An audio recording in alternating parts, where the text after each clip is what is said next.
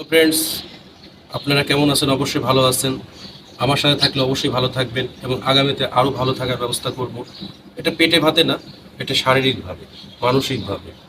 কারণ পৃথিবীতে এখন আমরা যা ইনকাম করছি তার একটা অনেক অংশে এখন যাচ্ছে মেডিসিনের দিকে। টাকাটা আপনি কষ্ট উপার্জিত টাকাটা মেডিসিনের দিকে দিয়ে দিচ্ছে, এদিক দিয়ে আসছে বা হাত দিয়ে দিচ্ছে, ফ্যামিলি প্রত্যেকে অসুস্থ।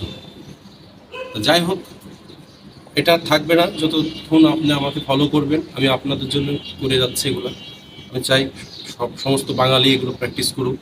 আমি যেগুলো করব সেটা অবশ্যই স্বাস্থ্যসম্মত, বৈজ্ঞানিক এবং অ্যানসেন্ট। এটা 1000 বছর পুরাতন, সব 3000 3.5 হাজার বছরের পুরাতন। তা আমি আজকে আপনাদেরকে জল ক্রিয়া নিয়ে কথা বলতে এসেছি। এই জল ক্রিয়াটা অনেকেই আমাকে পছন্দ করেছেন, লাইক করেছেন। সে আগেরটা তার তখন অনেকে বুঝতে পারেনি। তো আজকে আমি যেভাবে দেখাবো সেটা আপনারা করবেন। জল ক্রিয়াটা করলে কী কী উপকার পাবেন? জল ক্রিয়াটা করলে আপনার চোখের সমস্যা থাকলে এটা দূরীভূত হবে। প্রতিদিন হাঁচি, কাশি, মিউকাস জমা থাকে, গ্যার গ্যার করে, দেখলে ঘৃণা করে, ভিতরে গন্ধ চলে যাবে।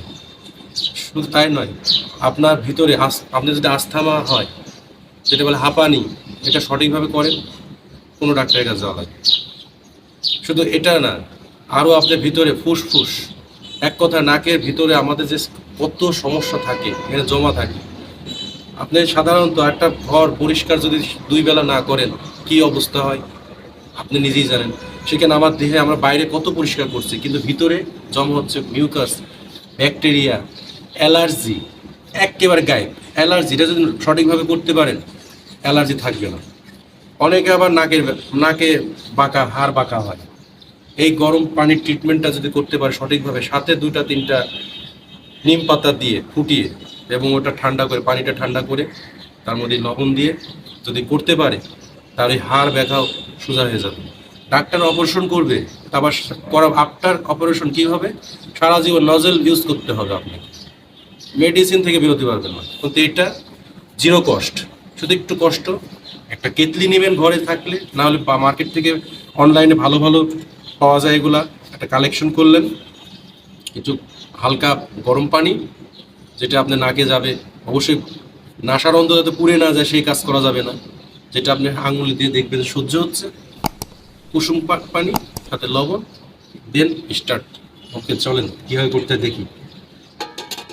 প্রথমে আমরা 1-1.5 লিটার পানি নেব। হালকা পানিটা হতে হবে অবশ্যই হালকা গরম। পানিটা নেওয়ার পরে আমরা দেখব যেটা আমাদের সহ্য ক্ষমতা আছে কিনা। অবশ্যই সহ্য ক্ষমতা আছে। তারপর নেব লবণ, সল্ট। অনেক বিদেশি ফ্রেন্ড আছে, তারা কমেন্টস করে, তাদেরকে থ্যাংক ইউ। আমরা সল্ট নিব 1 লিটারের জন্য 1 চা চামচ নিলেও হয়। এখন অনেকেই বলতে পারেন সল্ট কেন নিই, সমুদ্র কেন যান ভাই? সমুদ্রে তো মানুষ ডোবে না, পানি নাকে গেলে জলে, শুধু পানি। কিন্তু লবণ পানি নেবেন, আপনার নাক জ্বলবে না, এটাও বিজ্ঞান। ঠিক আছে, শিখে নেন।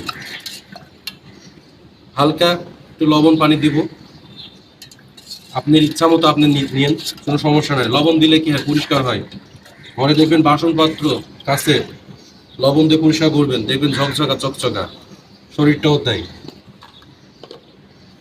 চলেন দেখা যায়। কেটলি আমি কিন্তু ঘরোয়া পদ্ধতি, আমার কোনো দামি জিনিস ইউজ করছি না। আপনি যাতে বলতে পারেন আমার তো দামিটা আছে, আমার তো নাই। এটা জাস্ট একটা চা বানানো কেটলি, স্টিলের কেটলি আমার আছে ঘরে, আমি এটা দিয়ে করছি। ঠিক আছে, এটা করার সময় সতর্কতা একটাই, আপনি যখন এটা এক পাশ দিয়ে ঢালবেন আর এক পাশে আপনার নিঃশ্বাসটা বন্ধ রাখবেন। যখন নিঃশ্বাসটা বন্ধ রাখবেন অটোমেটিক এই পাশ দিয়ে পানি যায় এই পাশ দিয়ে বেরোনো শুরু করবে। মুখ দিয়ে যখন বেরোবে টেনশন নিও না, মুখ দিয়ে বেরোনোর সমস্যা নাই, মুখ দিয়ে বের করতে পারবেন। আপনার উদ্দেশ্য এই পাশ দিয়ে পানি ঢুকানো আর এই পাশ দিয়ে পরিষ্কার, মুখ দিয়ে সে আবর্জনাটা বেরোতে পারে। নেক্সট, আপনার অনেকে বলে যে পেটে গেলে কি হবে? পেটে গেলে কি হয়? পানি পেটে গেলে কি মানুষ মারা যায়? পেটে যেতেই পারে। তারপরে আমরা ওটা পানির যেটুক ঢালছিলাম, পানিটা বেরোনোর ক্যাপাসিটি কীভাবে বের করে ফেলবো সেটা দেখাই দেবো। চলেন দেখি। প্রথমে আমরা বাম নাক দিয়ে ঢালি। এটা বাথরুমে করলে ভালো হয়, বারবার আমি এর আগেও বলছিলাম যে বাথরুমে গোসল করার আগে করলে আপনি গাটা ভিজলে সমস্যা হবে না, মিউকাস টিকাস হাবি জাবি বেরোবে। আপনি যদি কোনো গামলাতে দেখেন যে আপনার ভিতরে নাক কত কালো, কত বাজে বাজে জিনিস বেরোচ্ছে, আপনি দেখতে পাবেন নিজে নিজে। ওকে, স্টার্ট।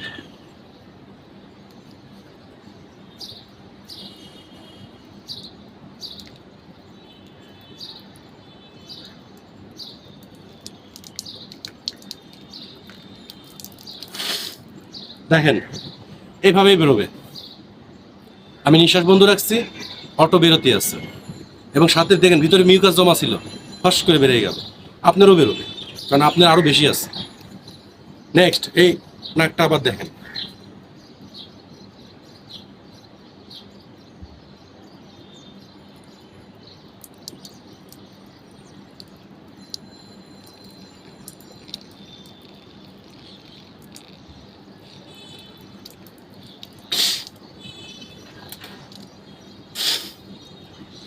ঠিকভাবে নাকটা পরিষ্কার করতে হবে। আমি আবার পরে দেখাচ্ছি নাক পরিষ্কার করার আরও নিয়ম আছে। এটা জাস্ট আপনার মন মতো ঢালেন, আগে ঢালতে হবে। যত বেশি ঢালবেন তত আপনি উপকার হবে, উপকৃত হবেন আপনি, আমি না। নাকটা নিঃশ্বাস বন্ধ, আমি মুখ দিয়ে বের করতে হবে, দেখবেন।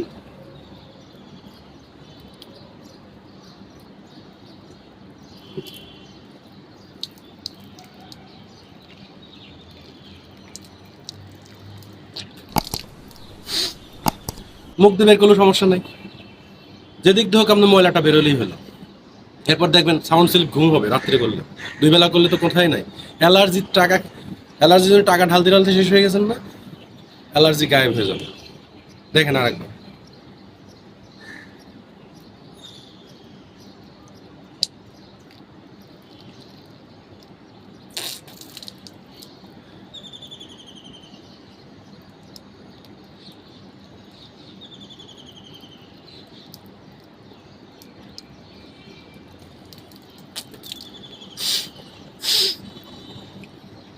নেক্সট আপনারা এইভাবে করবেন যত সময় পারবেন, 1 লিটার 1.5 লিটার যা পারেন আপনাদের ইচ্ছা মতো। এটা কোনো ধারা বাঁধা নিয়ম নেই, আপনাদের যত সমস্যা বেশি তত করবেন প্রথম প্রথম। এরপরে আপনারা একটু বাঁকা হবেন, এভাবে বসে আপনি নাকটাকে ঝেড়ে দিলেন, নাকটা পরিষ্কার হয়ে গেল, ফ্রেশ, আর কোনো কাজ নাই। অনেকে আবার একটু ঝাঁকা মারে, নাকে পানি থাকলো না, neat and clean.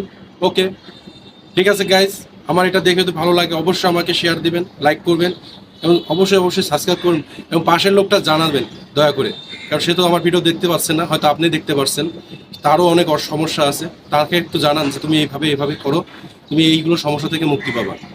Thank you.